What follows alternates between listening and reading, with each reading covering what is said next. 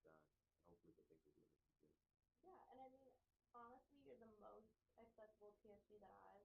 So, to start off, um, tell me a little bit about what these past few months have been like for you. It has been an amazing ride, I think, so far. It's been a lot. Um, I like to think about every moment that we had leading up to this moment and student government. When we were campaigning, like, we talk about that a lot of how hard we thought that was. And in all reality, that was nothing compared to actually being in the role and actually representing nearly 40,000 students. And this semester has been very different than a lot of other semesters because we had our fair share of tragedies and we've had our fair share of success with our initiatives. So for me, it's felt like a roller coaster. Like one day you are on cloud nine because you're speaking with the governor. The next day you may not be because you have to really figure out how can we support students through a really difficult time where we lost another member of our family. So it's been like a roller coaster, but it's also been a really great ride because I feel like I'm learning a lot.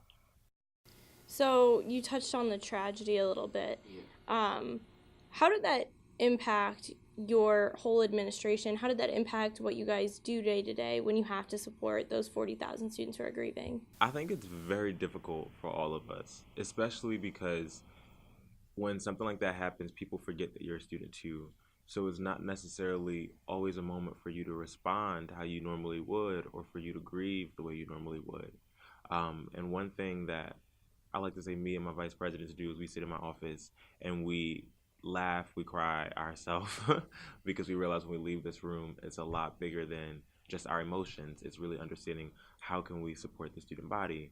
But it's very difficult. I would say that much. Like having to be put together after you lose someone, even if you may not have known that person. I think that's still something hard to like go through and grapple through, especially when people are looking for you for answers.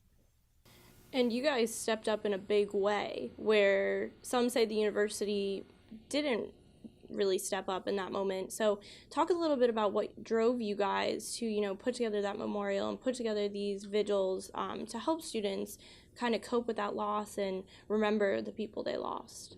So one thing that all of us are really passionate about, and we put this in our platform, was engaging all voices and representing every student. And we knew that although we may not have known those individuals personally, someone on this campus did.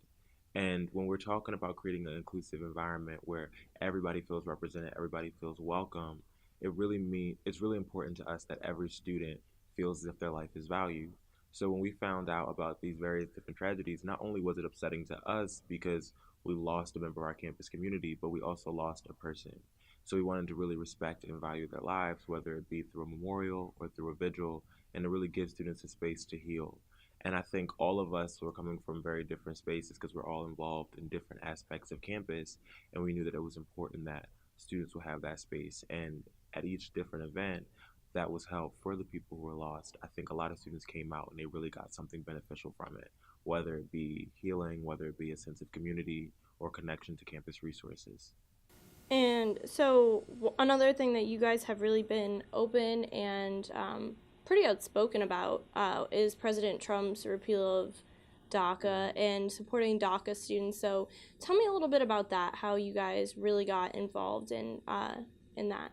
So I think when we think what week that was, I think DACA repeal was the same time that Betsy DeVos was rescinding Title IX, we're trying to rescind sanctions on Title IX. And it was a really long week of so much happening. And when we're thinking of DACA students, we were like, who really is going to speak out on behalf of these individuals on our campus, and not just here at Temple, but across the nation? And I think right now, throughout the entire Trump campaign, we've seen so much dangerous rhetoric about immigrants. And I think that a lot of people don't necessarily, they may not even know someone who may be of immigrant status or even know a DACA student. But these people very well exist in our community and they contribute so many positive and great things. So when we were thinking of how do we support these people, the first thing we wanted to do was do that town hall. And it was basically an event where we were able to partner with the Faculty Senate, TAUP, and just really get so many different perspectives in the space. And we were able to learn about what is the issue at hand and how we can best support these students moving forward.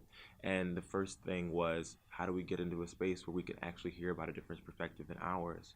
And at that town hall event, we did have a very brave student who was documented, and he spoke about his experience.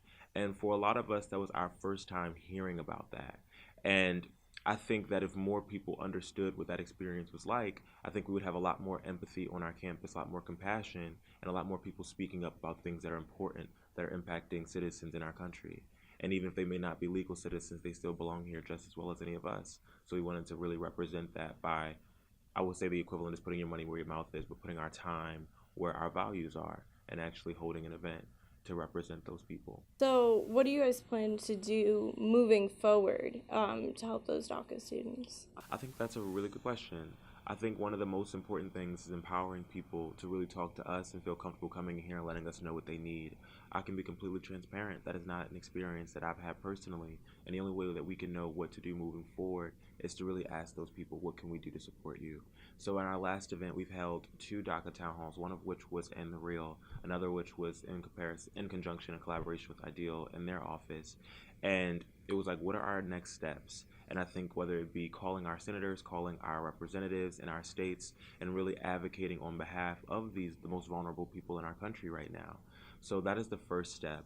The next step is really figuring out what can we feasibly do at our university to help support these students moving forward, because we do see other examples at other institutions where they may have more leverage to support their DACA students. So we're going to continue to really see what can we do here at Temple to support those students.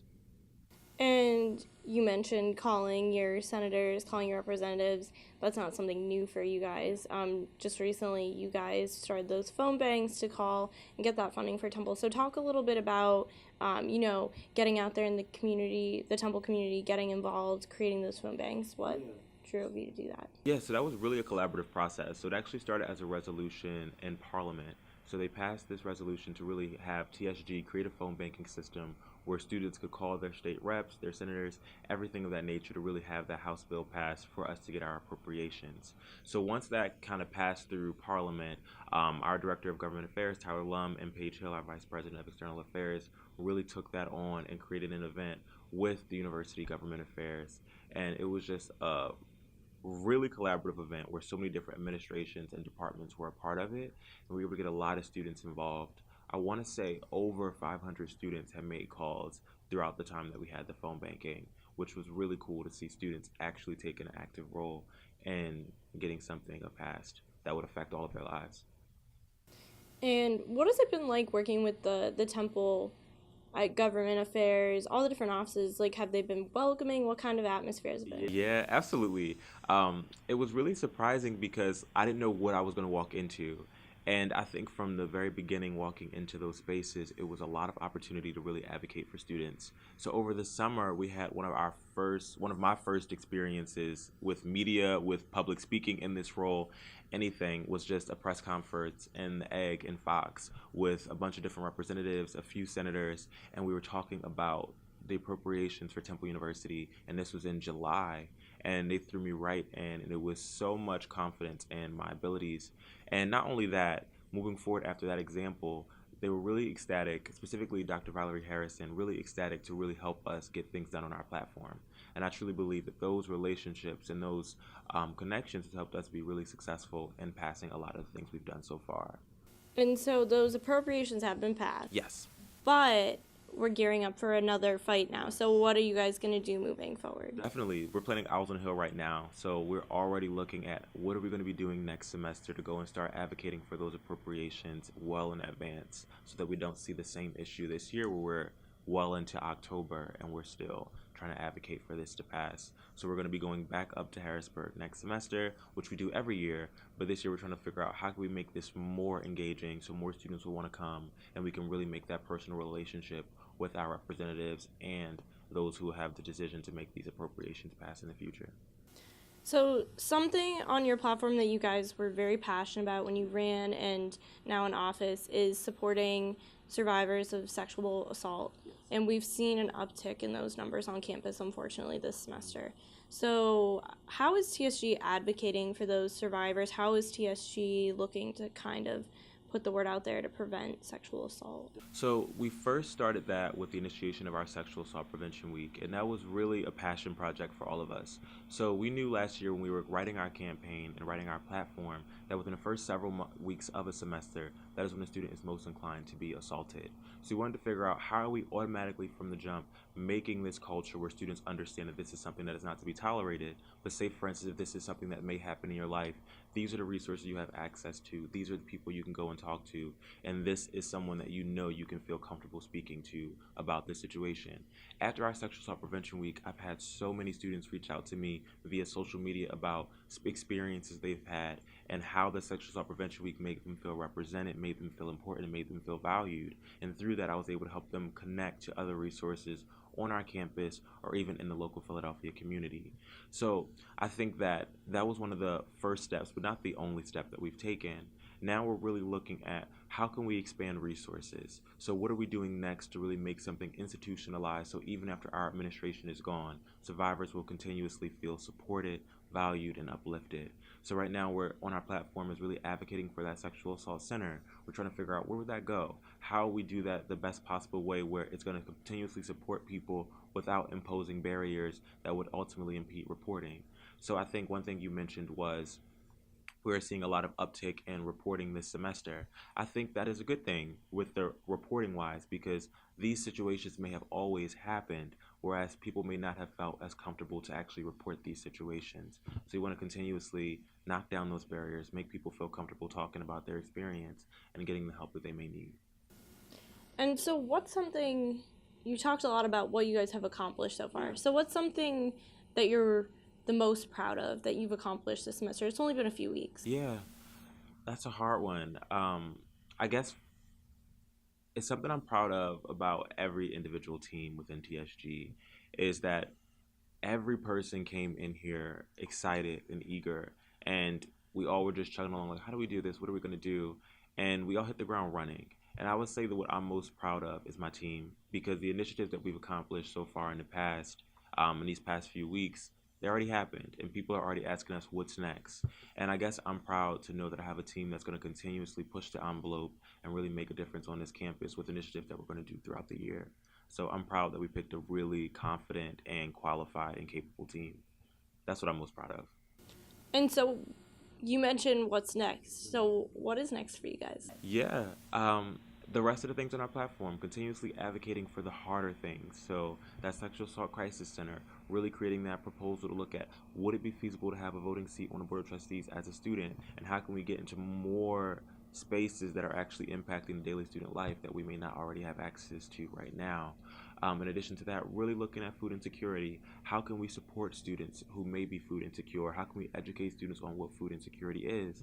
And even going as far as looking at what is Temple's relationship with the North Philadelphia community beyond the institution, but actually the students who are attending Temple. How can we improve that relationship where students feel as if this is a community they want to be a part of while also respecting the long-term residents who've been here for generations and decades? So it's multiple different scales that we want to really look at with our initiative moving forward, but making sure that it's holistic. It's looking at the Temple students, it's looking at faculty, it's looking at staff, but it's also looking at the surrounding community and how we can do work there. And you're pretty outspoken on social media, but in a different way than President Trump. Yes. So, talk a little bit about how you engage with the student body. So one thing that we really wanted to create our platform on is be your best self. So when I was going into this space, I knew that I looked very different than previous presidents. I have a curly fro, I have piercings, and I love to wear a crop top occasionally. And when I was elected into this role, I wanted to make sure that I remained my authentic self while still being able to walk into a space confident enough to represent 40,000 students. So with my social media, I think it's really important that we really are relatable and we are who we are because I think that's what people see themselves represented in. It's not always this person who seems really far away, really distant, and not really relatable. So with my social media, is whatever's going through my mind, whatever I'm going through currently in that moment, that's what I portray because that's who I am. And I think it's a really necessary tool to reach the student body because people are tuned in and they see what Temple student government is doing. They see how they can grow and develop, and I also get to be myself at the same time. So I think it's great. What do you think your legacy will be, or what do you want it to be once you leave this office? I love the song "I Was Here" by Beyonce. It's one of my favorite songs. And when I leave this office, I want people to know that I truly made a difference and that this administration really activated a lot of students where they feel as if their voice truly matters, not just on this campus, but in a national and global scale. That if you walk into a room with intention, purpose, and you have meaning behind whatever it is you're doing, you can really make a positive impact anywhere you walk into. So I hope that my legacy is just an inspiration to other people that they can also make that change and also make that positive difference. Is there anything else you want to say to Temple student body? Well, I'm excited to continuously represent you all for the next several months. I can't believe it's only November. It feels like it should be May, but I'm excited. If you all have anything you want to discuss, come into the office. We're literally always in here, and we'd like to work on any initiatives that you all may know that we don't. So come talk to us. That's what we like.